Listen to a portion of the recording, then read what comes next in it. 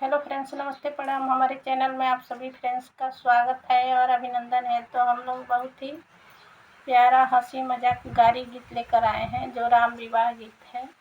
जनकपुर में कैसे सखिया गाई थी राम जी की शादी में, आप लोग जरूर सुनिएगा और ढेर सारा अपना प्यार दुलार आशीर्वाद दीजिएगा इस गीत को।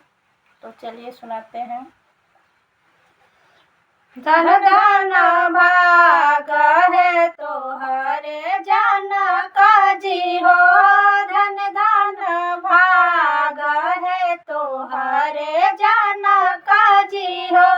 समधि दुआरे पगधारे जी, समधि दुआरे पगधारे जी।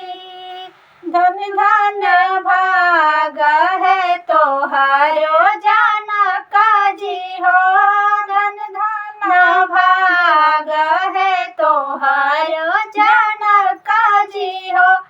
समधि दुआरे पगधारे जी, समधि दुआरे पगधारे जी। गोड़ा धोआ नहीं को पर मंगावन, गोड़ा धोवन कपर मंगावल।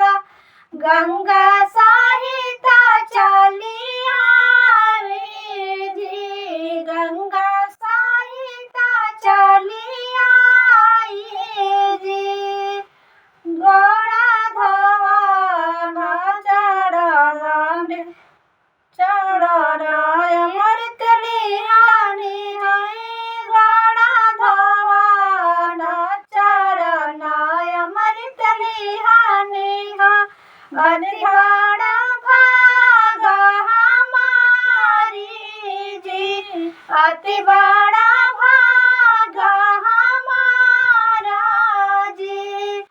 सुंदर चौका बनाइली पानी हो, सुंदर चौका बनाई पोतवानी हो। कहरा सकल सारा गाई जी, कोहरा सकल सारा खाई जी। पानाया फूल के आसन लगानी जी, पानाया फूल के आसन लगानी जी। मोतिया ना चौका पुराई जी, मोतिया ना चौका पुराई जी। पाते ना बैठे बरियातिया जी, पाते ना बैठे बरियातिया जी। समझी बैठे जानवा साजी, समझी बैठे जानवा साजी। धन धन भाग है तोहार जनक जी हो, धन धन भाग है तोहार जनक जी हो। समधि दुआरे पगधारे जी, समधि दुआरे पगधारे जी। जय श्री राम।